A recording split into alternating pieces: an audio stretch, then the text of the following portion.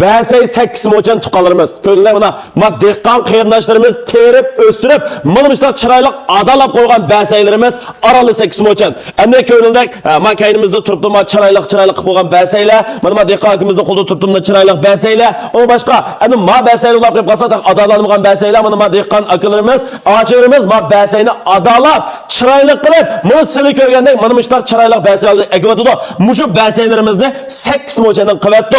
Əmdə muşu dehqan qeyrindaşlarımız terip, östürüp qılan biren bin orundaki bunun şunda çıraylık bəsəylərimiz hem de 1000 tonundan aşırı iken bu bəsəylər. Yani muşu bəsəyini biz bir ihtiyacı var dostlarımız. Ya ki aşxanacı batqan, ya ki ticaret qıvatqan, muşlar ya ki öyle yemekçi olgan dostlarımızga muşunda çıraylık bəsəylərimizni, muşda adala bəgən bəsəylərimizni 8 moçandan qıp koyduk. Şuna ben dehqan qeyrindaşlarını qollayman, bularını yaxşı görmən, ben uyumda muşda bəsəyini yeymen, ben aşxanamda muşda bəsəy işildimen degan tuqqanlarımız muşu yaxşı işten paylam qalsaq buldu. En avval bunda akıllı. Nurgun dostlarımızdan muşunda yaxşı bir berman buluş için yürekten bir dal besip, imkas raydığa 8 rakımını yollap, goncuk böyle. Endiman normal hayatta pipalarda olsun veya ki dükalarda olsun, bəsəyinin 1 kilosu, tüyen boğanı bir yerim koy, 2 koy, yatpa 5 koy olağıca. Endi bizdeki maya dolap yap qalsa buna, muşu dostlarımızmış, dehqan akıllarımız, hədlərimiz, bunu muşu bəsəyini çıraylık adalap etizdiğin nurgun bəsəyini muşu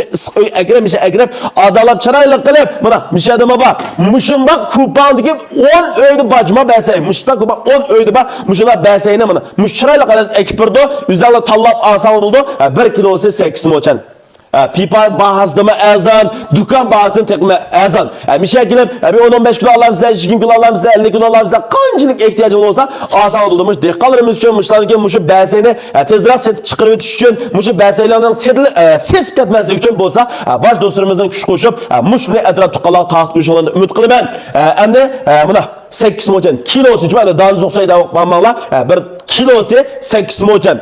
Pipada bir yerim koy, 2 koy, 2 koy, bir yerim koy, 2 koy set atqan bəsəy şu. Ondan olsa bunda qılı tığınımın dəpəsin, mən orunu dəpirəy, tığınımın dəpəsin, ala qılışıb, nə dikini tapamaqla kəsək buldu tığınımın bir dəpəsinə? Telefon numara 138 99 20 58 17. Yamır qatım.